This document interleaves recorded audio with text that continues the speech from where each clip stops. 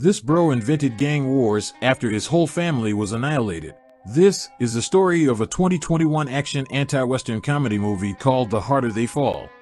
The movie tells a story about a man called Nat Love whose life was changed after he saw his family get murdered in front of his eyes when he was a kid. His family was murdered by some mysterious gang for an unknown reason. One of the gang members decided to spare Nat's life and gave him a cross scar on his forehead, which makes things even more confusing. Regardless, Nat Love then dedicates his life to hunt down this gang.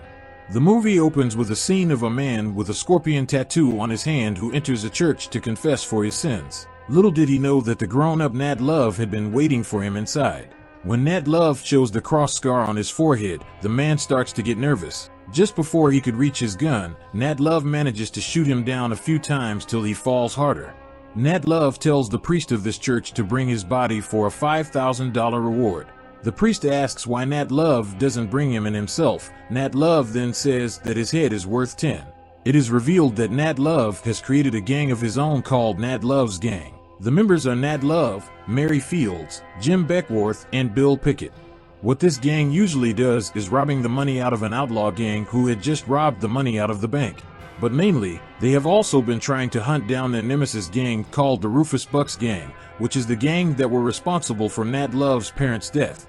The scene then cuts into the time when Bill Pickett and Jim Beckworth are getting ready to rob the Crimson Hood Gang who had just robbed some bank from a nearby town. It is revealed that Bill Pickett got some mad sniping skill, while Jim Beckworth got some lightning-fast gunslinging skill. One of the members left from the Crimson Hood Gang warns them that they're gonna regret it after knowing whose money they've done messing with. The movie then cuts into the scene of Nat Love arriving in Mary's saloon. In this place, he also meets someone that goes by the name of Cuffy. Cuffy's job is to make sure no one get inside the building with a weapon, or they'll get knocked out. After entering the saloon, Nat Love gets just in time before his ex-lovers, the stagecoach Mary, is about to perform. During the performance, it is revealed that Nat Love and Mary is in complicated relationship. It is also revealed that Nat Love Gang has not been gangbanging for a while after Nat Love finds out that Rufus Buck is currently behind bars for life. Mary then tells Nat Love that as long as that man draws breath, his spirit is gonna be cursed and wild as it ever was. Nat Love thinks that Mary doesn't talk like the kind of Mary that he used to know, but he still decides to clap her. Before he's getting it, Bill Pickett enters the room and tells them there's something important they need to see. Turns out that it was the member of the Crimson Hood Gang. He's telling them that Rufus Buck has broken out of prison. He also tells them that they're gonna be in trouble, that the money they took from Crimson Hood Gang was Rufus Buck's money. Nat Love then decides to believe him and cut him free. The movie then cuts into the scene of a group of people on a horse who have been scouting over a moving train. It turns out that they are the Rufus Bucks Gang. One of the gang member, Trudy Smith, stands still over the railway, forcing the engineer to hit the brake. When the engineer gets off from the train, she shoots him right away. The Rufus Buck Gang managed to enter the train. One of the gang members, Cherokee Bill, tells everyone to stay calm and nobody gets hurt. In one of the carriage, they came across this young soldier. Cherokee Bill tells him to put the rifle down or they'll shoot the passengers. The soldier is forced to escort the gang into where they have kept Rufus Buck. When they get into the front of the soldier's carriage, he wants them to lay down their rifles or the young soldier won't live to see another day. In the end, they manage to enter the carriage with no rifles pointed towards them. The soldiers obviously don't want to give up Rufus Buck easily, but then Trudy takes out a letter saying that Rufus Buck and all his associates are getting a full pardon for all their misdeeds, signed by General George Price. But in return, the gang was tasked to hunt down Lieutenant General Abbott and his troops, which is all the soldier in this carriage, for their misdeed, particularly for wiping out an entire town, women and children included, to steal silver. General Abbott has no choice but to do what she says to set Rufus Buck free. After Cherokee Bill shoots General Abbott, Rufus Buck then asks which one of them can drive a train. It turns out that the young soldier can drive a train. Rufus Buck then tells the gang to shoot everybody but him. Back in Mary's saloon, Nat Love just can't stop thinking about how Rufus Buck is now a free man. Soon after, Marshal Bass Reeves walks in to look for Nat Love. Everyone, including Nat Love, suspects that Marshal Bass is here to arrest him. But actually, Marshal Bass just wanted to talk to Nat Love. During the conversation, we know Marshal Bass seems to be the kind of man who knows everything. He has heard that Rufus Buck's gang broke him out of prison after getting a full pardon. He also heard that the Crimson Hood gang are now working for Rufus Buck to rob a bank in Kansas, so the money that they just took from them is actually Rufus's money. People in the room cannot really hear what Nat Love and Marshall Bass are talking about. Then suddenly, Nat Love threw his drink into Bass's face. Marshall Bass then handcuffs him right away. He's telling everyone that he's bringing Nat Love to Fort Smith for his trial. He also warns everyone not to follow them.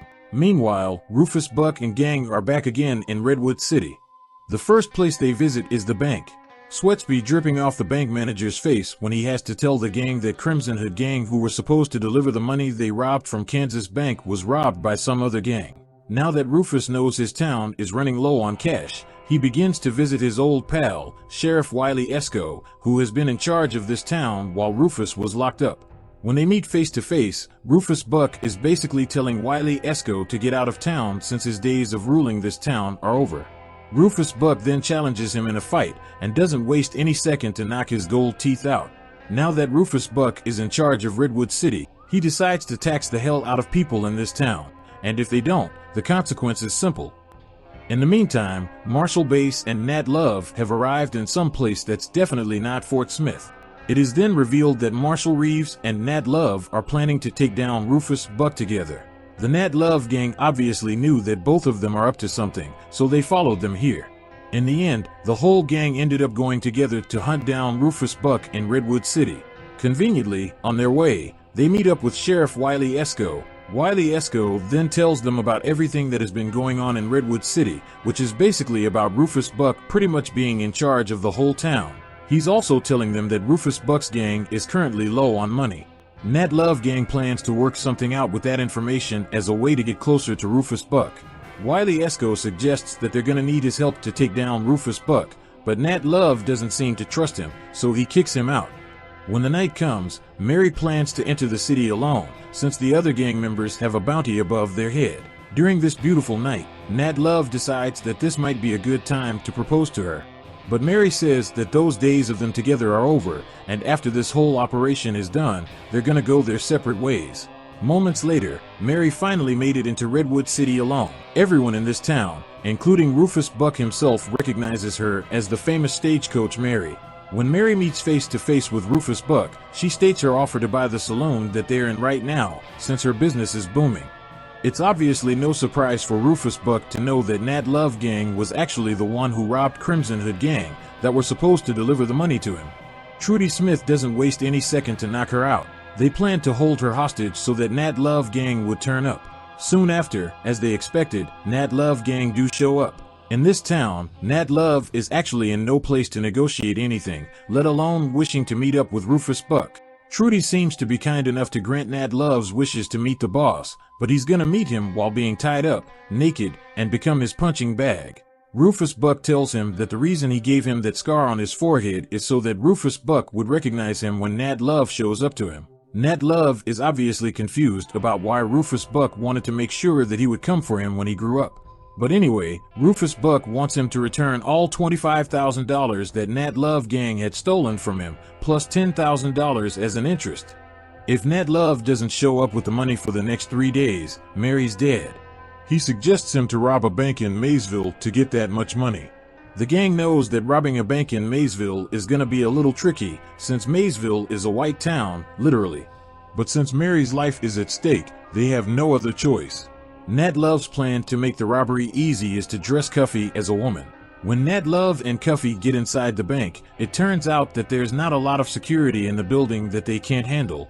The bank manager doesn't want anyone to get killed, so he just does whatever Nat Love says. When they get out of the building, the alarm starts to honk. Some officers start shooting at them on their way out, but they still manage to get out of town safely. When they look at those bags that they have collected, it doesn't look like there's much money in them.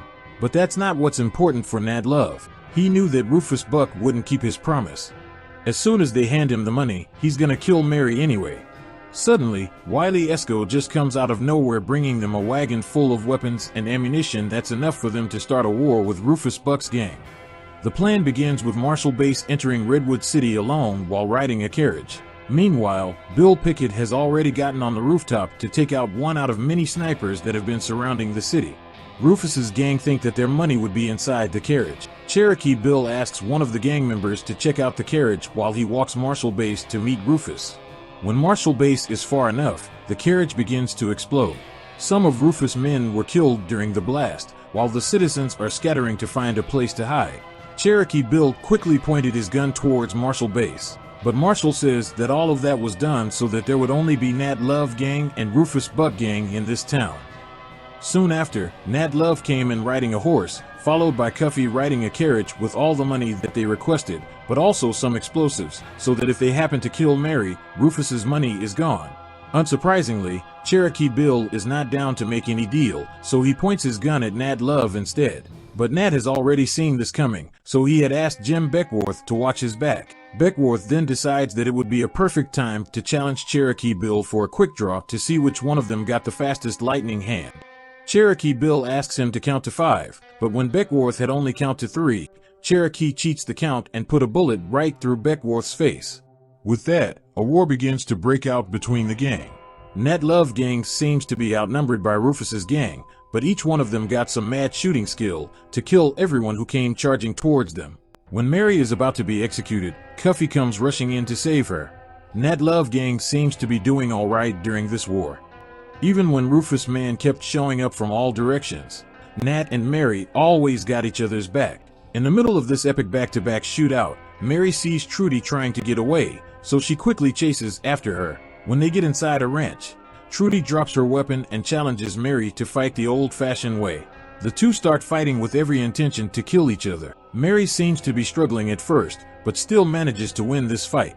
On the other side, Nat Love and Marshall Base seem to be dominating the fight against Rufus's man. But suddenly, Nat Love got shot on his shoulder, making him fall hard on the ground. It turns out that the shooter was none other than the Crimson Hood gang. Luckily, Marshall Base manages to shoot the man dead and save Nat's life. Both of them seem to be cornered, but Nat Love is just built different. His will to take revenge on Rufus Buck is unstoppable. Not even a whole group of Crimson Hood gang can stop him. Bill Pickett and Cuffy also seem to be doing alright. Bill Pickett even finds out that a coin in his pocket just stopped a bullet from killing him. But suddenly, Cherokee Bill shoots him from behind. Cuffy gets so angry to see Cherokee keeps killing her friends cowardly. Cuffy then challenges Cherokee Bill in a duel and settles this like a real man. It turns out that Cherokee Bill is no fast shooter at all. Cuffy also says that this proves that Beckworth is the fastest. In the meantime, Wiley Esco tries to confront Rufus alone in his office. Rufus knew all along that Wiley Esco is the one that sold him, but he still showed him mercy last time. But not this time. Wiley got scattered into pieces when Rufus shot the explosives in his pocket. After killing every single Rufus Buck's gang member, now it's time for Nat Love to go face to face with Rufus Buck. When Nat enters Rufus's office, Rufus is just sitting there doing nothing. Nat Love asks him to pick up his gun, but Rufus starts to tell him about his childhood instead. He once had a father, and his father was not a good man, unlike Nat Love's father. Rufus's father would constantly beat up his mother and him. His father even ended up killing his mother and took everything when he left. Rufus spent his life trying to take revenge on his father, until one day, Rufus finally found his father. He became a new man. He's married to a new wife, and had a son with the same blazing eyes as his. It turns out that Rufus Buck and Nat Love are brothers from another mother but with the same father. The reason why Rufus Buck didn't kill Nat Love when he was a kid is because he wants to die at the hands of his brother. Rufus really got Nat Love hesitating to kill his own brother, but Rufus Buck keeps convincing him to take his revenge. In the end, Nat Love still decides to shoot him and end this once and for all. Nat Love walks out of the building with mixed feelings. His gang has won the war, but at what cost? The next day, Nat Love and gang have to find a place to bury Jim Beckworth, Bill Pickett, and Nat Love. Marshall Base thinks that it would be best that Nat Love is considered dead by the law. Cuffy decides to become a deputy, sheriff, or marshal person, while Nat Love and Mary Fields begin their new journey together. I hope you enjoy the video. Leave a like and comment. And don't forget to subscribe for more cinema recapped.